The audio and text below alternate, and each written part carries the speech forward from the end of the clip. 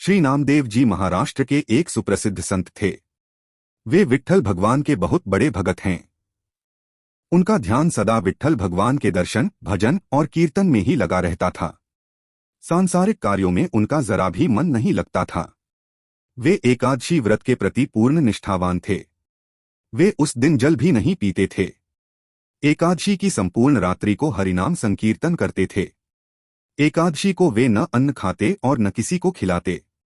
एक दिन एकादशी की रात्रि को वे हरिनाम संकीर्तन कर रहे थे।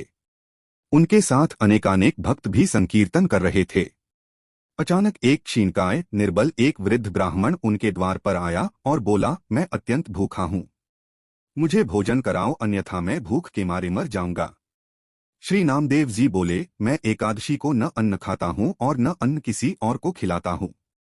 आथ ब्राह्मण देवता, प्रातःकाल सूर्योदय का इंतजार करो, व्रत का पारण कर आपको भर पेट भोजन कराऊंगा।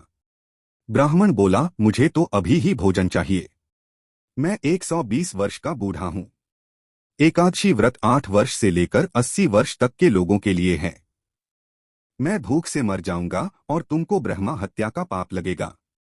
श्री नामदेव जी ने कहा, ब्राह्मण देवता, चाहे कुछ भी हो जाए मैं आपको भोजन नहीं करा सकता, कृपया आप सुबह तक प्रतीक्षा करें।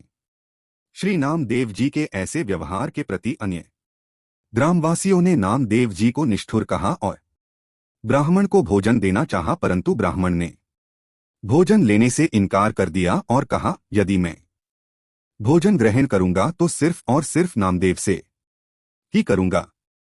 श्री नामदेव जी ने जब ब्राह्मण को भोजन न दिया तो कुछ ही समय में उसके प्राण पखेरु उड़ गए। वहां उपस्थित सभी लोग श्री नामदेव जी के प्रति अपशब्द कहने लगे और उन्हें हत्यारा कहकर संबोधित करने लगे। श्री नामदेव जी कुछ न बोले, पूर्ववत विट्ठल भगवान के भजन और कीर्तन में ही लगे रहे तथा एक पल के लिए उठे और मृतक शरीर को ढककर रख दिया व मृत देह के समक्ष नाम संकीर्तन करते रहे। प्रातःकाल श्री नामदेव जी ने व्रत पारण किया और एक चिता बनवाई। स्वयं उस ब्राह्मण के पार्थिव शरीर को अपनी गोद में लेकर चिता पर बैठ गए। चिता को प्रज्वलित किया गया। जब आग की लपटें श्री नामदेव जी तक पहुंचने की वाली थी तो अचानक वह ब्राह्मण उठा और श्री नामदेव जी को उठाकर चिता से बाहर कूद पड़ा। जब तक नामदेव जी कुछ समझ पाते वह बूढ़ा अंतर्धान हो गया। स्वयं विट्ठल भगवान ही उनकी परीक्षा लेने आए थे।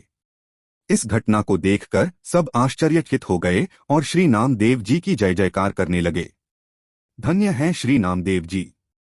चित्त में प्रज्ञा का प्रकाश, ज्ञान का दीपक जले, तभी ठाकुर जी का निराकार स्वरूप दिखाई देता है। भागवत श्रवण से चित्त रूपी दीपक जलाने का प्रयास मानव को करना चाहिए। मानव को अज्ञानता से लड़ा चाहिए, मगर आलोचना और अज्ञानता पर चर्चा करके अपना समय बर्बाद नहीं करना चाहिए।